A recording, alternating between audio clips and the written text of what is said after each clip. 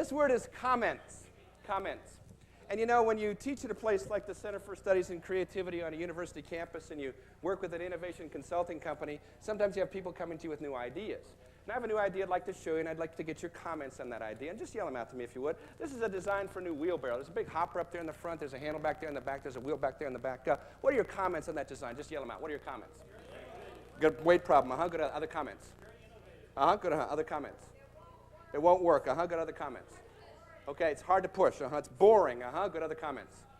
But you're strong enough? Good other comments. What's the use? Okay, the wheel's too small. Good other comments. It's 2/3 of a shopping cart. Good other comments. Yeah. Designed by a man. Yeah.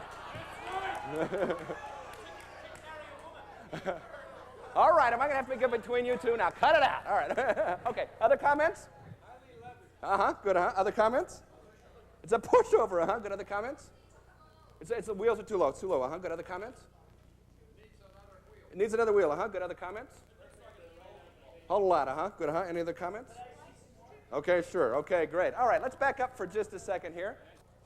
What's this word? Comments. Yeah. What did I ask you for? Comments. Yes. What did I get? Yeah, well, I got about 15 criticisms. I got 1 question and 3 pluses. One of those pluses was very innovative. Thank you. All right. By the way, this wheelbarrow, that really does work. It really is in existence. It's used primarily for high-rise construction over Europe and England. The way you operate this wheel is you pull it up the side of a building on a crane. Instead of pulling up on it like a regular wheelbarrow, you push down on it.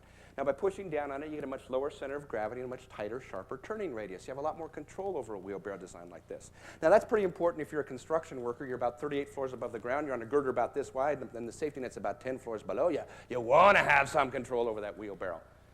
But I think there's a more important process going on here this evening than just an unusual wheelbarrow that, granted, I didn't give you a lot of information on. What would have happened if I would have taken your comments and if I would have modified my wheelbarrow design according to your comments? What would I have? Exactly the same old traditional wheelbarrow. And folks, that's what new ideas look like sometimes. They look a little strange. They look a little weird. They look a little odd. Sometimes we don't have all the information out there about what the idea is, and the knee-jerk reaction to innovation is kill it. So how do we deal with the fact that for most groups and for most audiences, it's much easier for us to come up with breakers than makers? How do we deal with the fact that even after an activity like that, when asked to do something pretty neutral like comment on a design, clearly most of the comments that we got were criticisms? Well, we've got some tools to help you to deal with that. As a matter of fact, we've got 3 tools to help you to deal with that. One's called Pluses and Potentials and Concerns, PPC. One's called Advantages and Limitations and Unique Qualities, ALU. And one's called Pluses and Minuses and Opportunities, PMO. Now, when you look at those 3 techniques, what do you notice is in common with those 3 techniques? What's in common? Starts with the positives, absolutely. Pluses, advantages, pluses. Good. What else is in common? There's 3 in each. Yes, good. What else is in common? Building, yes. Where do you see the building? Yeah, potentials, unique qualities, opportunities. Good. What else is in common? Yeah, minuses, limitations. No idea is perfect. So what are the concerns, the limitations, the minuses? Let me talk with you a little bit about pluses and potentials and concerns and where that originated. Seems a little over 30 years ago now, a creativity consulting firm that was based out here on the West Coast was doing a lot of work with their corporate clients.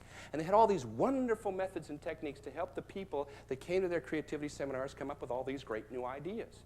But when it came time to evaluate ideas, it was idea-killing time again. Until one day, there were a couple of people from the same organization at one of these creativity sessions that experienced the excitement and the enthusiasm of coming up with all these new ideas and all these new concepts, and the frustration of the evaluation that followed. So they approached the people that were conducting the session, and they said, you know, we think we see what you're trying to do here, and we're not quite sure what it is, but we really think you ought to talk to our corporate president. He's got a very unique way of dealing with ideas. By the way, the company's doing very well financially. We've got great relationships with our customers and our suppliers. It's a great place to work. Why don't you call up our president, find out what he's doing? So that's what they did. They contacted the corporate president. They arranged for a meeting. Well, a 15-minute meeting turned into about a 2-hour meeting, and it ended something like this. The president said, look, I'm not quite sure what it is that I'm doing, but if my people are telling other people I'm doing some things right, I'd like to find out what it is. I'll make a deal with you.